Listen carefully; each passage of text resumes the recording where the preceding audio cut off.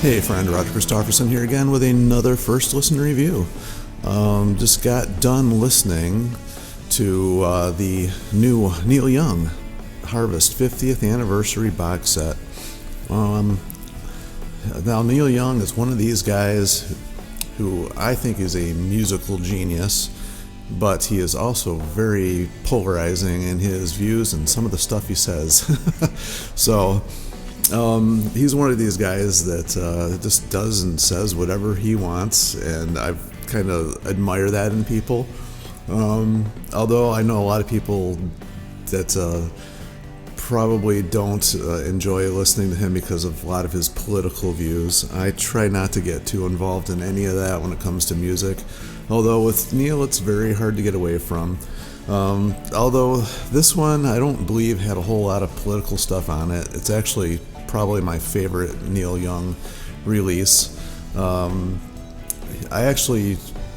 didn't know much about him until in my mid-teens, and kind of went back. I mean, he was obviously making music before I was born and all that, but most of my favorite music is from back then, honestly. But it was kind of when I started learning about him. I actually played the song and actually ended up singing the song "Rockin' in the Free World" in the band I was back in my teens.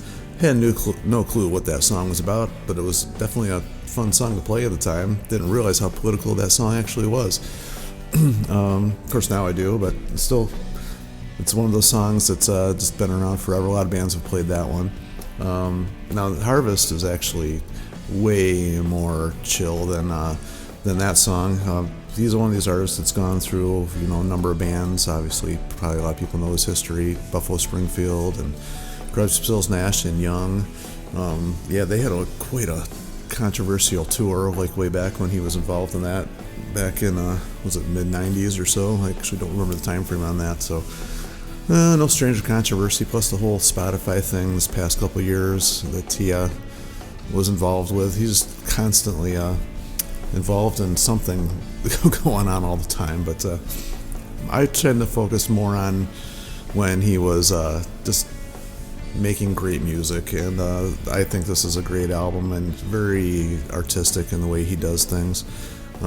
This was recorded at the Broken Arrow Ranch back in '71, and they have a film that documented that, and among other things that they were filming at the time, and that's also part of this release. So in here you get the original album, you get a BBC concert, and you get some outtakes, you get a DVD of the concert, and there's a DVD of the film. So that, and there's a booklet, or a book I should say. It's not a booklet, it's a book. And depending on if you get the LP or the CD, you get like picture and some other stuff in there too. But really the only difference between the two is the size of the book. Otherwise everything else is the same. You get the record or the CD. I always prefer CDs personally, but that's just me. And the thing I found a little bit odd about this was they have a completely separate CD for the outtakes, which is 3 songs. 2 of the songs are actually on the concert. So the one song that's extra is only like a minute and a half. Like total, it's like 7 minutes. I don't know why they had to do a whole separate CD for that, but Neil does what Neil wants to do. And the DVD, the CD concert, I should say, the BBC concert, has a lot of talking going on, and I can't understand half of what he's saying. He tends to mumble a lot, so I'm going to have to probably listen to that again and see what he's even talking about in the middle. But the songs are great. He performs well. I mean, Neil Young, just like his live stuff. I remember when Harvest Moon came out, they had a special on, and this is the album that was supposed to be back to that style of music, and he did something on MTV or something, where he did a concert, and I just remember loved watching him because he could just gets lost in the songs when he performs, and he just has he's got a weak voice, but it's spot on and strong at the same time, if that makes any sense. Like, he doesn't lose notes, he doesn't lose what he's singing. He doesn't have his voice doesn't give out or anything like that, but it's strange how he can have such control of it and sound like vulnerable and strong at the same time. So I don't know, I just kind of like the way he sings, and I like his style of music. Most of the time he's done a lot of experimental stuff, which, kudos to any musician who wants to go out and do that.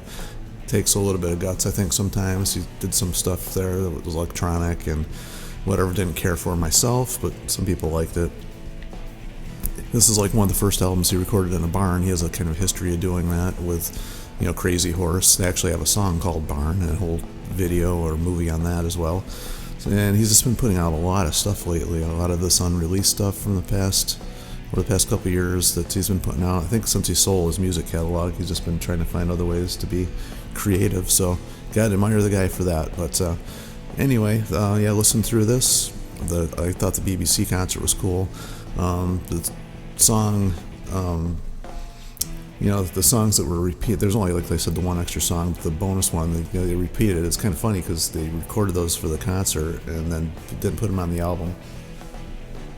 The song Journey Through the Past, I thought, was a little interesting because I was listening to that. It's on piano. He plays piano on that one. It had kind of a feel of just a little bit of changes from Black Sabbath. So I thought that was kind of interesting. That both right around the same time frame. I don't know if maybe somebody borrowed from somebody on that one. Like say which one borrowed from who, but it's very obvious that it's the same part.